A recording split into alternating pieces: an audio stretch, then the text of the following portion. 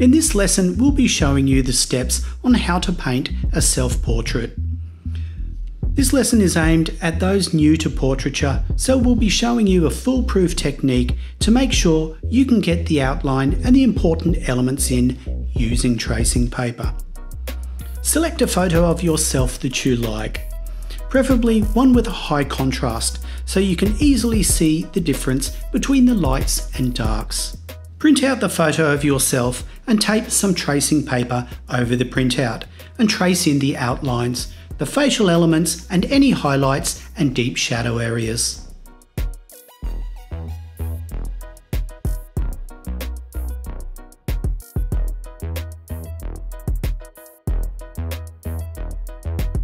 Stay inspired and don't miss a video from us. Subscribe and leave a comment below with what you'd like us to create next. We'd love to hear from you. Of course, if you are confident with drawing, you can omit this step.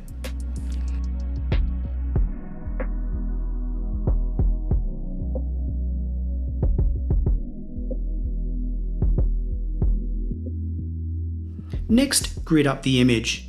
You can put as many grids on as you like. The more grids will ensure more accuracy. We can then transfer the grid onto the canvas. Grid sizes can then be enlarged to suit the chosen canvas size. In this case, I'm doubling the size of each grid. Have you created one of our projects? Make sure you send us a photo. We love seeing your creations.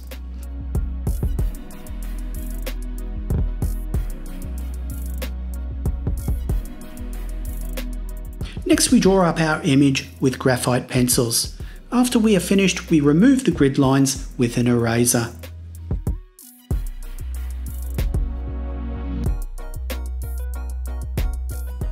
We can now add some paint. The first step is to tint the canvas, and for this we use a mix of yellow ochre and burnt sienna acrylic paint and apply it over the entire canvas.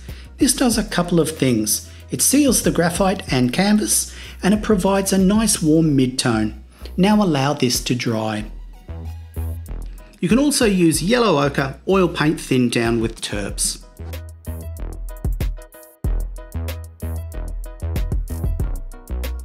We can now add the oil paint. A convincing skin tone can be created from titanium white, vermilion, yellow ochre, ultramarine blue, burnt sienna and burnt umber. So we squeeze these out and create some mixes on the palette. All of the mixes that we make are essentially lightened versions of the first tone mixed. We start with the darkest tone first. This lies under the eyes, under the nose and on the forehead. The mid-tone can then be laid up next to the darker tones, and they can be gently blended together. This is the strength of oil paints, at how well they blend. Subtle transitions can easily be created.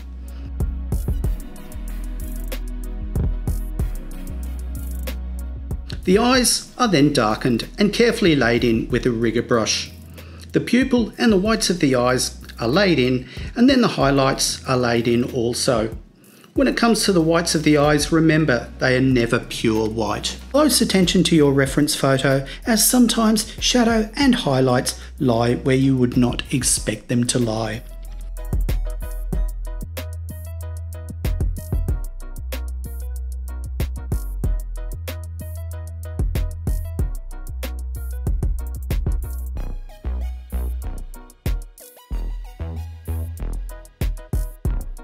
By this stage, most of the face is rendered, and we work around it, lightening where any highlights lie.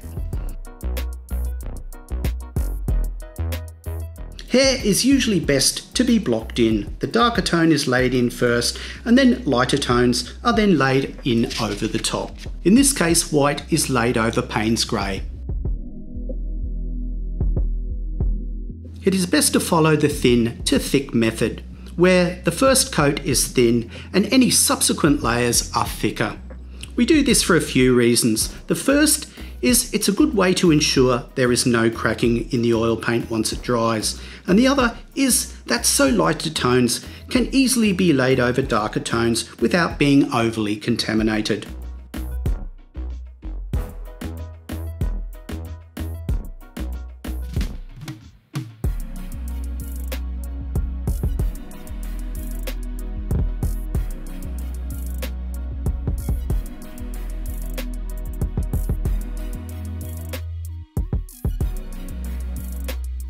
We can then lay in the background. Obviously, the background will be different on your photo, but in mine, there was some sky at the top portion of the canvas, and directly behind me, there was a tall hedge. The sky is easily laid in with titanium white, tinted with a touch of cobalt blue. The hedge is thickly laid in with sap green and Payne's grey. Into this, white is laid to suggest the light peeking through in spots, and then a light green mixed from lemon yellow and sap green is laid over the white.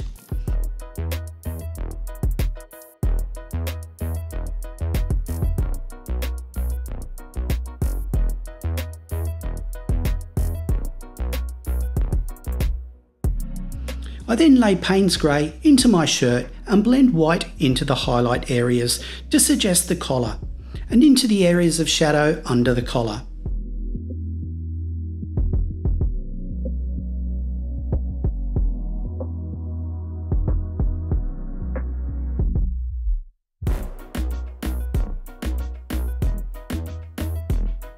If you like this project, we've got loads more on our website.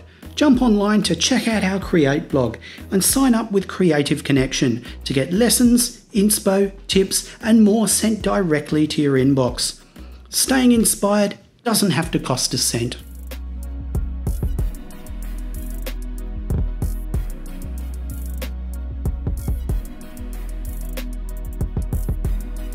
Well, thanks for watching. We hope you're inspired to paint a portrait of yourself. Say goodbye to Art Block and hello to Creative Connection. We're always thinking of new ways to keep you inspired. So subscribe to get project ideas, lessons, inspo, and more sent directly to your inbox.